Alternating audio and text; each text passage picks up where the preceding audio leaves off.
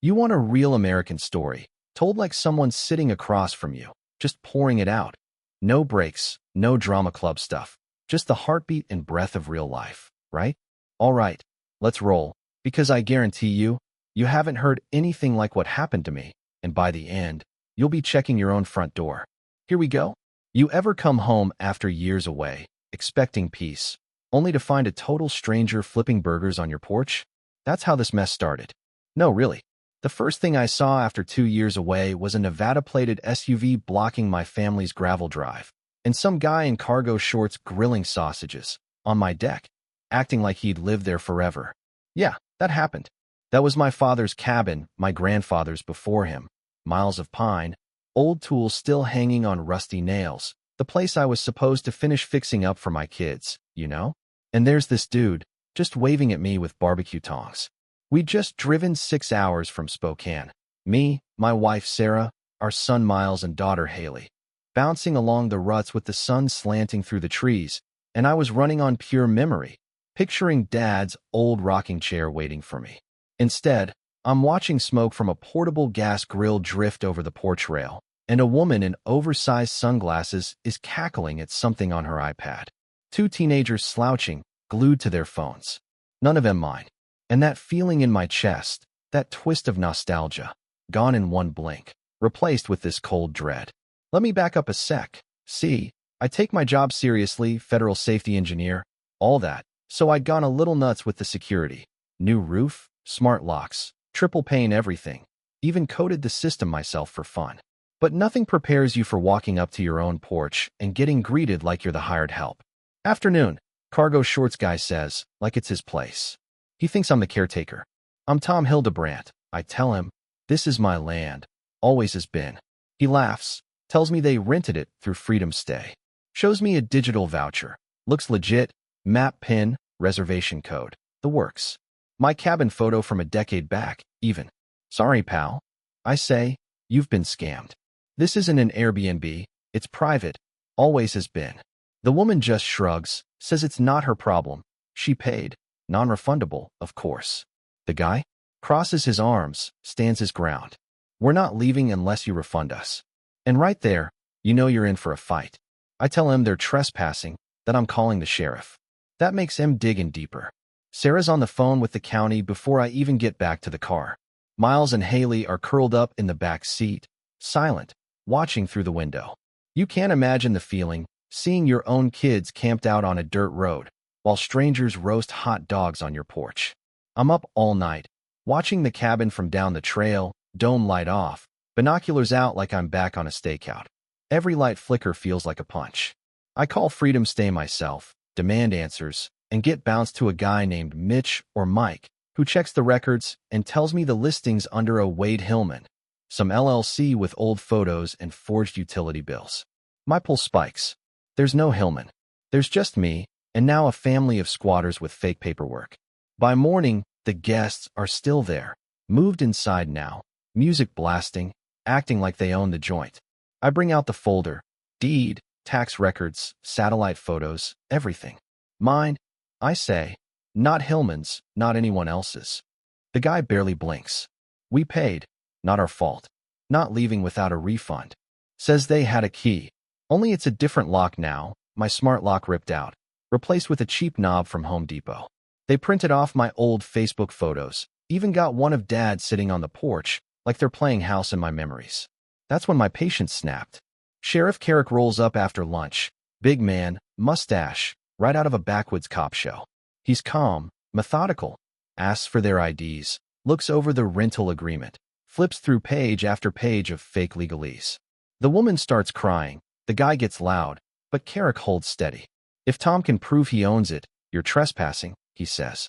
The tension's thick enough to cut. The teens shuffle, sullen, and suddenly I notice the younger one watching me too closely, head down, hoodie up, earbuds in.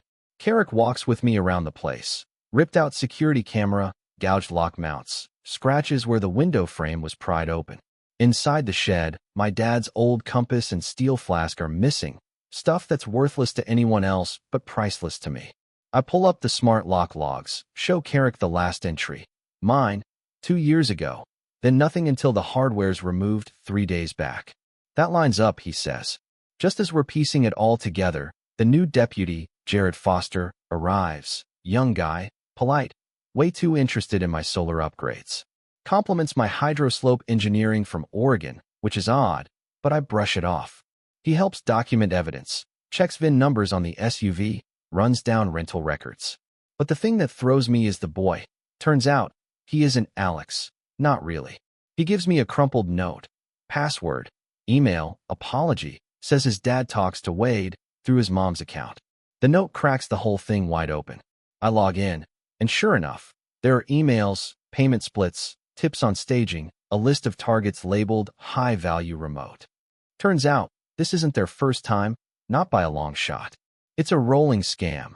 Fake rentals, shell LLCs, forged documents, real families used as cover. Sheriff calls in the county prosecutor, cuffs come out quietly, nobody yells. Freedom Stays legal team finally calls me. Now that the cops are involved, of course, apologizing, promising restitution, saying my case helped crack a nationwide ring. Over 300 fake accounts, all tied to Hillman and a VPN farm somewhere in I don't care where. Sheriff Carrick gives me a copy of the intake report. Criminal trespass, conspiracy to commit fraud, tampering with evidence. Later, Foster hands me my dad's flask, found in the kid's backpack, wrapped in a towel. The look on his face says he thinks I should be grateful. I am, sort of. But something's off about Foster. The way he always seemed to be in the right place, the compliments, the easy access. That night, with everyone asleep, I go over everything, the tracker logs, emails, even old photos. The third GPS ping from my toolkit, dead after Foster's inspection. Then I find the nail in the coffin. A Proton Mail account tied to Hillman's aliases using Foster's phone as the recovery number. He's been in on it the whole time. Next day, Foster calls, wants to check the locks. I tell Sarah to take the kids into town. Ice cream, movies, whatever it takes to get them gone.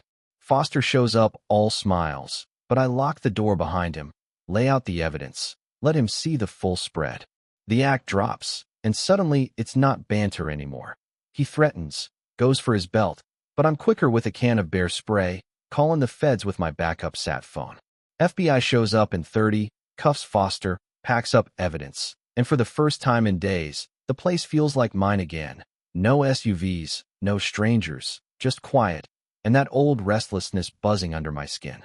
Yeah, we got Hillman. Yeah, they took down a ring stretching across 5 states.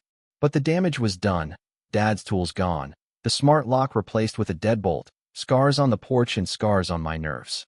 I spent the next week rebuilding, fortifying, wiring up cameras, drones, no trespassing signs, anything to reclaim what was ours. I filed claims, chased paper trails, made sure every inch of the land was mapped, notarized, locked down for good. But you know what really hit? A letter, no return address, just my name and the cabin's physical address. Inside, a USB stick, maps of other targeted cabins, spreadsheets tracking payouts, and a new photo. Me, asleep on my own porch, taken just days before. Whoever sent it wanted me to know, the game wasn't over. And when the FBI called to say there's now a bounty for access to my cabin on some private Discord, I almost laughed. Almost. You want to know how it feels, fighting to keep what's yours against people who think nothing's sacred? You build a fortress. You fight back. And you leave a sign at the gate. This cabin was built by a man who believed in honesty, effort, and consequences. We don't call the cops. We call the owner. So let me ask you, if it was your place, your memories, your family, would you fight? Or would you walk away and let them win? Drop your story in the comments. Tell me about the time you took a stand, or when you wish you had. And if you've got thoughts on justice, on what's right and wrong out here in the wild, don't hold back. I'm listening. And so are they.